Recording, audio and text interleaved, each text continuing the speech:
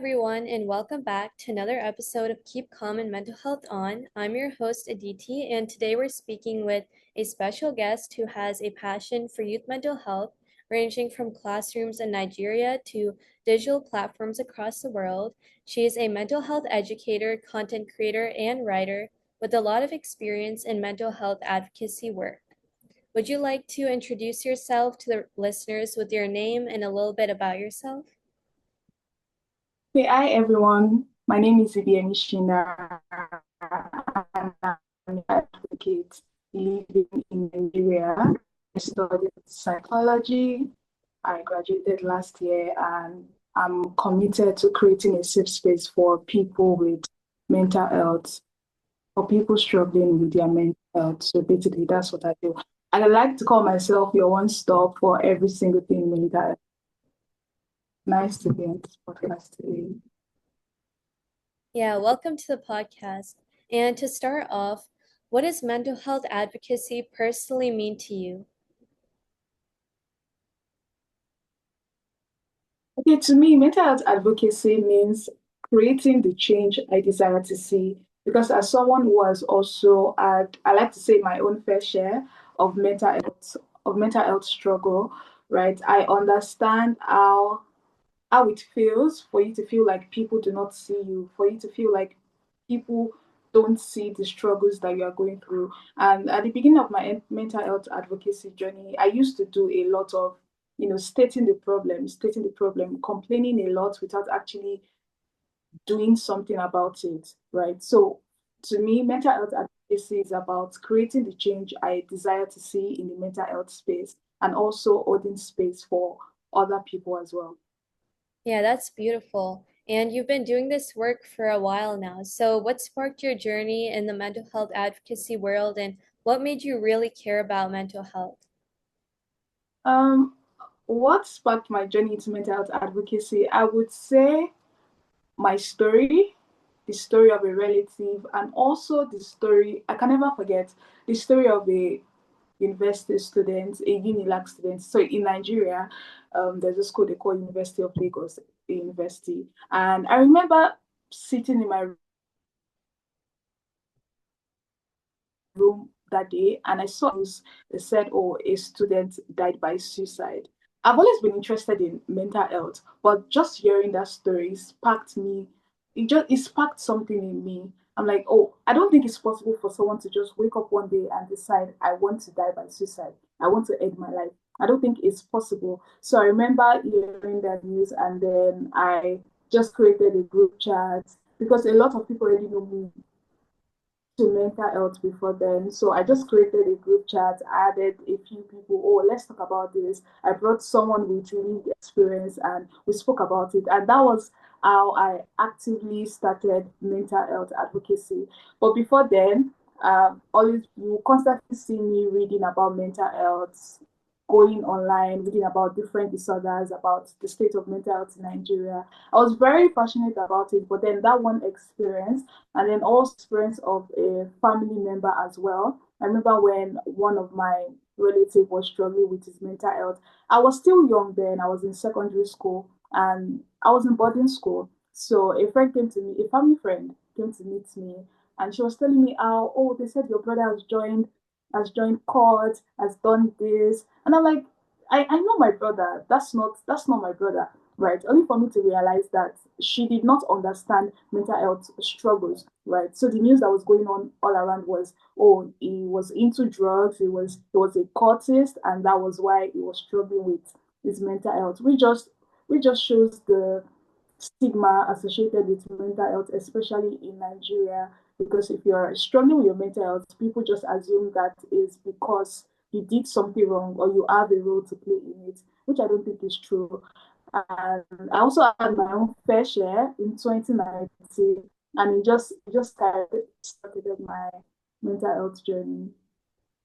Yeah, that sounds amazing. And you're currently leading an initiative to reach over 600 children and teenagers with mental health education, and that sounds really amazing. So, can you tell us what inspired our minds, our community, and how it's going so far?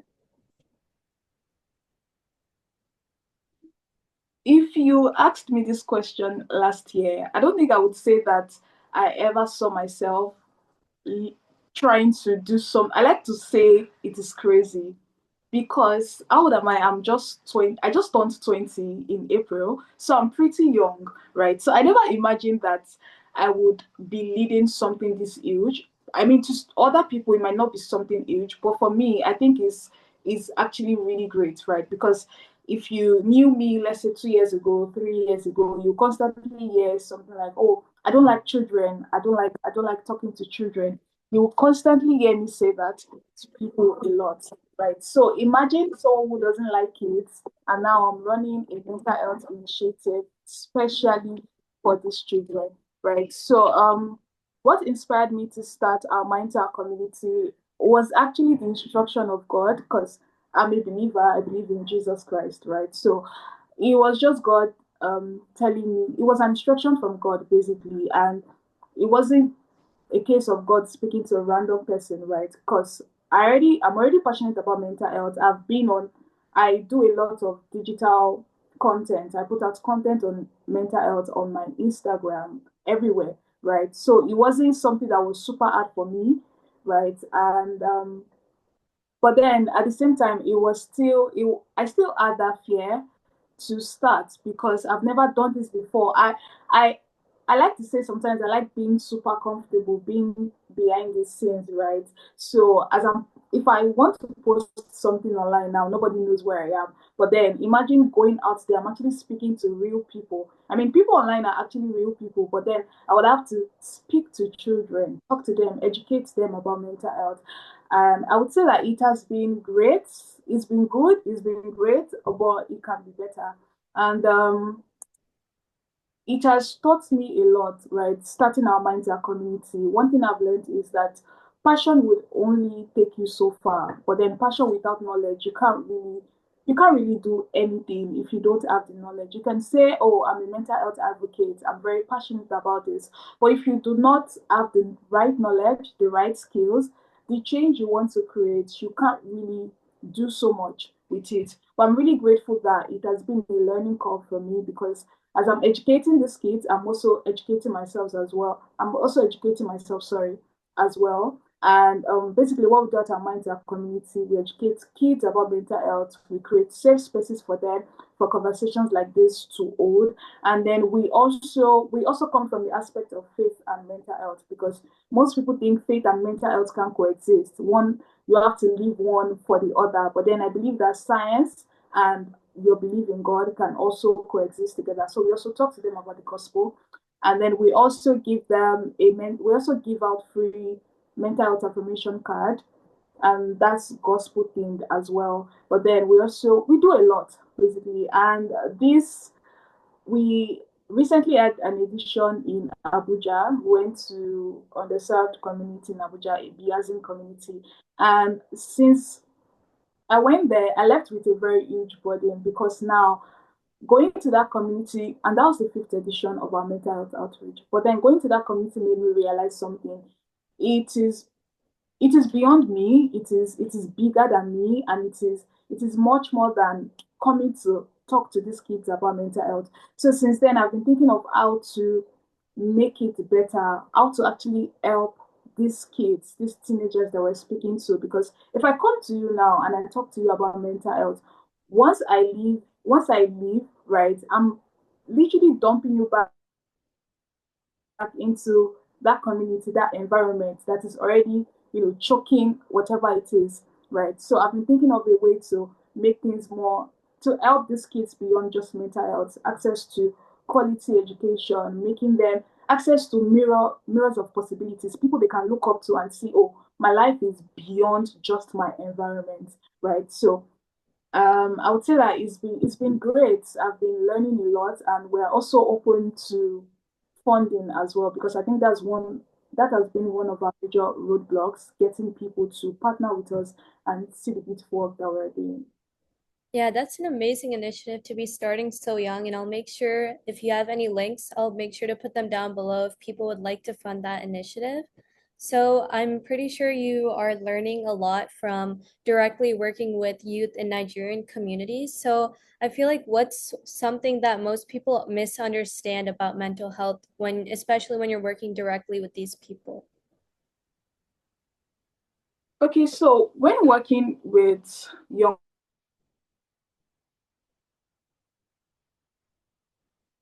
people in the mental health, that your experience is not their experience at the end of the day. Even though you have gone through something that seems exactly similar. Let's say you had depression at age 14, they also had depression at age 14, you lost both parents at age 16, they also lost both.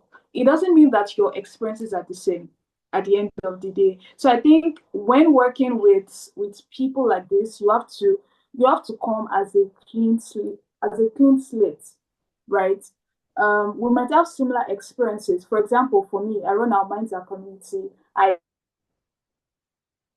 started struggling with my mental. I'm better now, way better. But I started struggling with my mental health in when I was 14, 13, 14 years. And I also talk to these kids. But then I can't come and say, oh, because I started struggling at a very early age, I can completely understand every single thing that you're going through. That's a complete lie, right? Because I've even seen that from working with these kids, there are some experiences I genuinely cannot relate to it. Even if I try to, I can empathize with you and all of that, but I can't exactly relate to all of your experiences.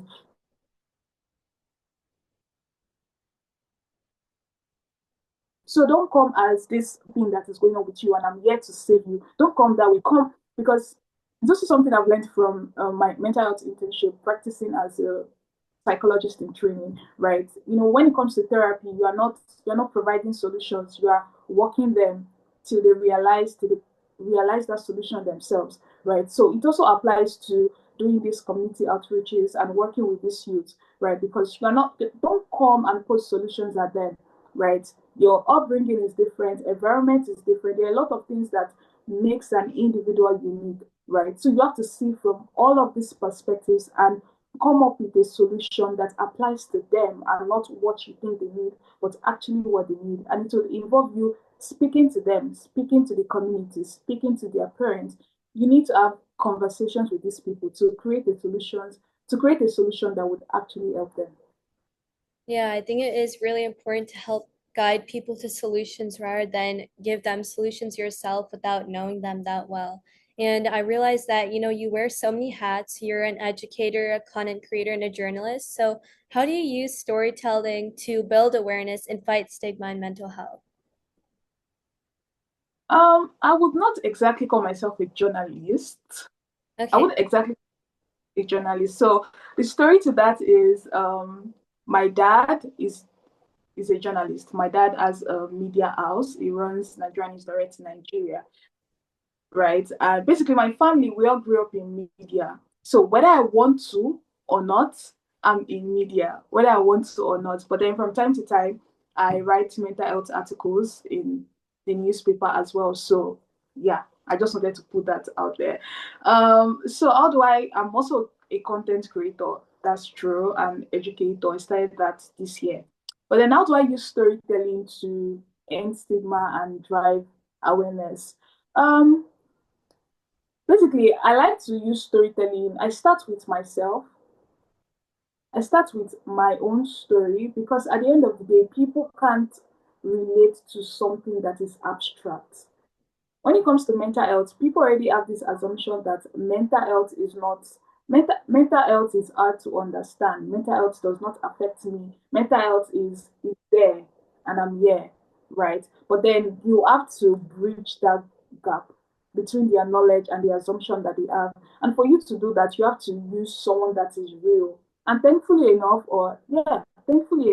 I've had my own fair share. I have feelings, I have emotions, I have my own experiences. So whenever I want to talk about mental health, I don't come from the perspective of I'm an expert on the topic. Even though I studied psychology and I plan on getting my master's soon, I'm currently in training as well, doing an internship, a 1 year internship, right? I'm not still coming as an expert. I know everything about mental health. So I tend to use storytelling. I tend to use my own story. I use my own story, and I don't come just sharing all of my, putting all my private information out there on social media. By sharing an experience I've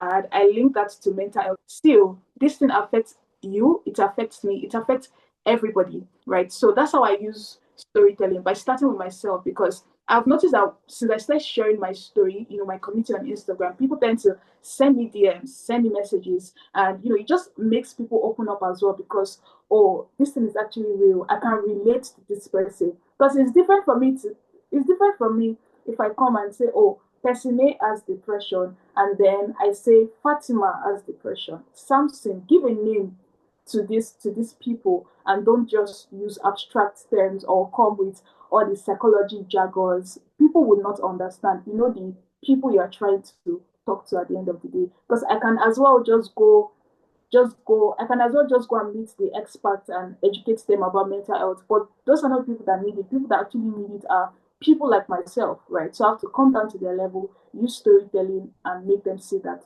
mental health affects all of us. Yeah, I think that's really important. So I feel like, what's your favorite kind of content to make?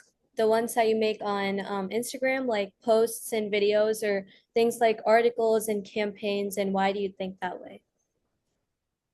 I think determining the type of content I prefer depends on a lot of factors in terms of availability. For example, if I want to make a video content, I'm thinking lights, I'm thinking mic, I'm thinking this. But if I want to write, I can stay on my bed and just write something out, and everybody gets the information. It depends on how far it goes, right? So I don't necessarily have a favorite form of content. For example, if I want to create video content, I have to think of creative ideas. How do I pass this message across to people creatively?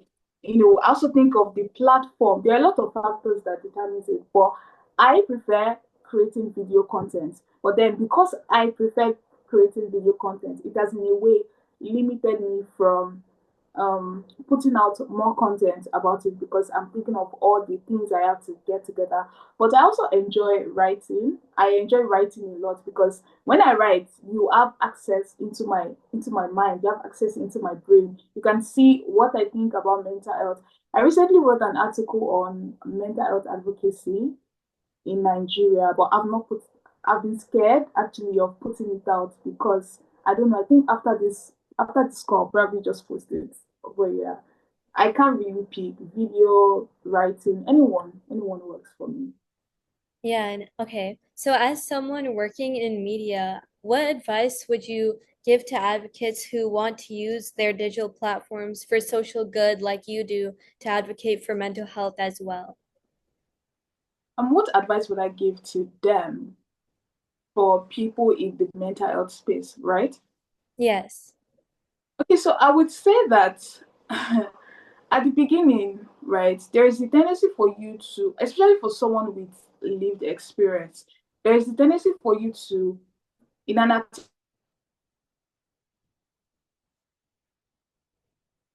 to want to be very relatable. So there is such a blurry line between being very relatable and putting out all your private information out there. I think at the beginning, I don't think I completely understood that. So every single thing about me, if I'm having an episode, if this is happening, if that is happening, you'll probably find it online, right? But over time, I've come to realize that it's possible for you to be very relatable without divulging all of your private information. You can share certain aspects, your experiences and all, but there's a way you can share your experience without telling people every single detail about it, right? So I would say that that's one thing you should be very careful about. And also be very, if you know that you are not quite knowledgeable about a topic, don't talk about it, right? Because it's very easy for you to mislead people, and that's why you would come online now, and everybody thinks, oh, if you just have a warm bath, if you just take bubble tea, your mental health is going to be great forever.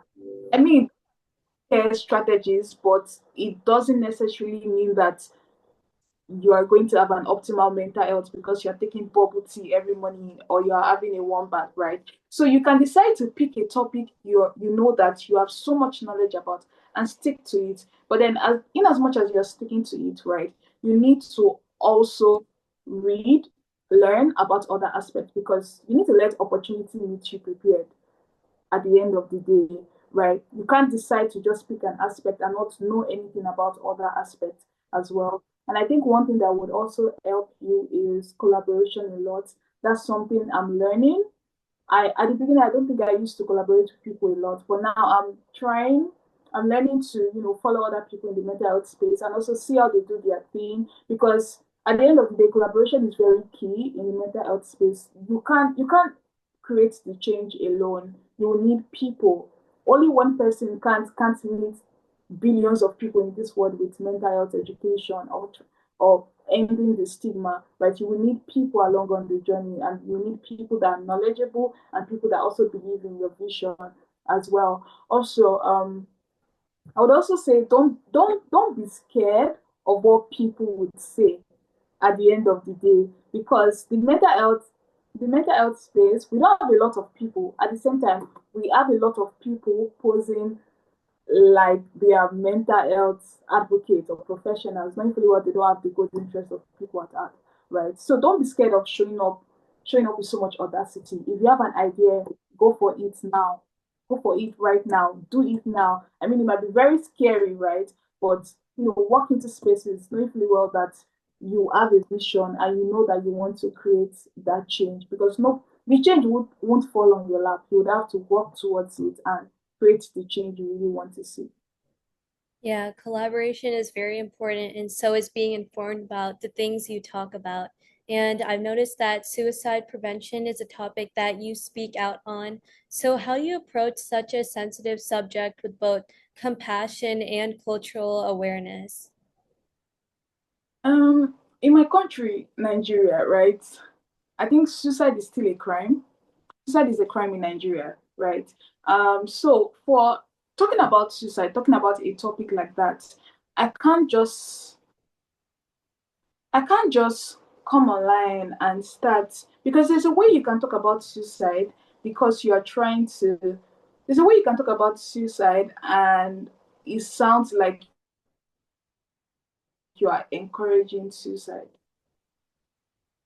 Right. So you have to be very careful. In as much as you want to empathize with people, you want people to know that you understand, right? You need to be very careful so that people don't come to you when they are feeling suicidal, knowing fully well that, oh, I think Shindara is going to encourage me to do this. No, I won't. I won't encourage you. But then if you want to talk about suicide, right, it's very important that you come from a place of no judgment. I'm not judging you. At the same time, I'm not going to encourage you. So I'm going to try to see why do you want to take your life? What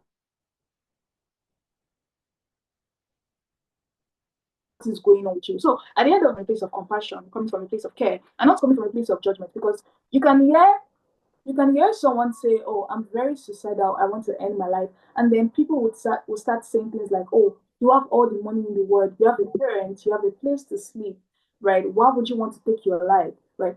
As someone who has attempted suicide quite a number of times, right, I would say that if someone comes to me and says, "Oh, I want Shindara, why are you suicidal? You have a father, you have a mother, you are going to a good school. So why do you want to end your life?" I would not listen to you. I would probably just go ahead and take my life. But then if someone comes with so much compassion, so much care, say, "I want to understand why you want to take your life. Talk to me, right? This is a safe space, right?" And that's what made me understand the importance of creating safe spaces for people. You don't have to wait to have a program to have community outreach before you create safe spaces for people, right?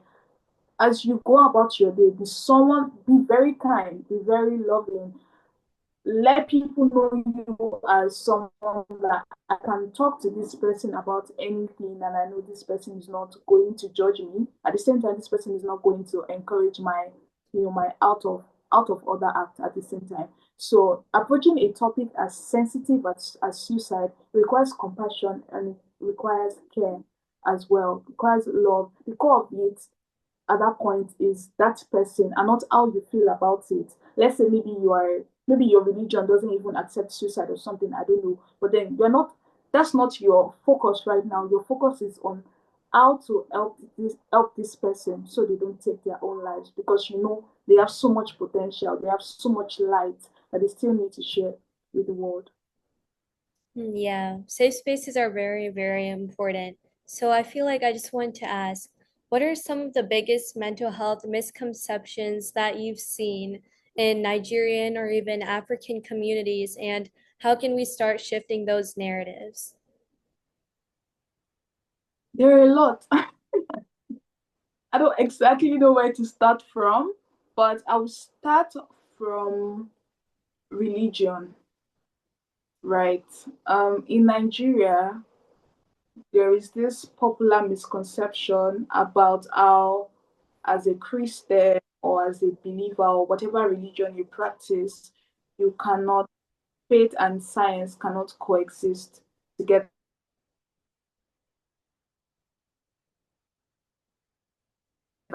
It shows that you lack faith, trust God enough to heal you. So why are you taking drugs? Why are you going for therapy? Right. And that's one thing we're trying to fight at our mindset community. Faith and mental health can coexist together. And if you think that's very untrue, you can come and meet me. You can look at my life, right? I'm a core believer. I believe in Jesus Christ. I feel like I've said that a number of times. I believe in Christ. I pray. And there is one thing I go by: pray as if you won't see a therapist, and see a therapist as if you are not going to. They have to be balanced, and balance does not always mean 50-50. Sometimes balance is 70-30. Sometimes balance is 90-10. Just like when you are eating rice and stew, you don't put the same amount of stew in the rice. I mean, it's going to be very overwhelming. Tell me what balance is for you per time at the end of the day. But for me, prayer is a core part at the same time therapy, because I don't think I would have gotten to this point. I would have gotten so much help. I don't even think I'll be here having this talking. I don't think I'll be here on this podcast, right? If I did not if I did not get the help that I needed at that time, and even prayed as well, right? So that's one misconception that people need to realize, that faith and mental health can coexist. It doesn't mean you lack faith in God. It doesn't mean that at all. And then another thing that people don't believe in Nigeria, I mean, people are now opening up themselves to the possibility, but there's still that, oh, should I not? And that's the idea of therapy. That's the idea of therapy. In Nigeria, most people don't like going for therapy, because they think, oh, why am I talking about my problem with a stranger? What's this person? What if I just come online one day and I see on Twitter where somebody is discussing what I said in what is supposed to be a confidential situation, right? So that's also one misconception. But then I like to say that, as psychologists, people that actually studied psychology, or you know got the necessary degree to be a therapist, to be a clinical psychologist or a therapist or a counselor, we understand the importance of confidentiality, right? We are trained to. We don't even pass judgment. We don't. Whatever you tell us, it stays within that room, right? So it's something that we need to constantly let people know, that therapy, if you go for therapy, nobody's is supposed to be a safe space, right? And you also have the liberty to choose whoever you want to be your therapist. If this therapist is not matching up with your standard, you have the opportunity to change to another person as well. So people don't really believe in therapy, but right now, I think a lot of people are now opening up themselves to the possibility of actually seeing a therapist, right? The only issue now is how expensive it is, right? But I believe that there will be proper structures. People are working hard to make sure that we provide access to free quality healthcare. For example, at our Mindset community, I think we have 2 kids currently in therapy, free therapy. So there are a lot of people doing beautiful things. Another misconception I would say is, I don't think it's just in Nigeria, right? I think generally people don't know the difference between mental health and mental illness. So they will say, "Oh, I don't have the mental health." But you have a mental health, just the way you have a physical health, you have a mental health as well, right? So most people don't understand that, and that's why they shy away from conversations surrounding mental health. You see men don't want to talk about their feelings because, which now brings me to the fourth misconception I believe. A lot of men, especially, I don't know if it's just in Nigeria, I don't know if it's generally, but then a lot of Nigerian men don't like talking about their feelings. They rather just keep it to themselves because they're supposed to man up. They're supposed to be a man, right? They're supposed to provide for their family. They're supposed to do this, and they don't talk about their feelings, but then they don't realize that you cannot pour from an empty cup. You can't pour from an empty well, right? So there are a lot of misconceptions. Like I said, I can go on and on and on, but I think I'll just stop there. Yeah, your work is truly inspiring, and I just wanted to know if you could share a message with anyone in the world right now about mental health, what would it be?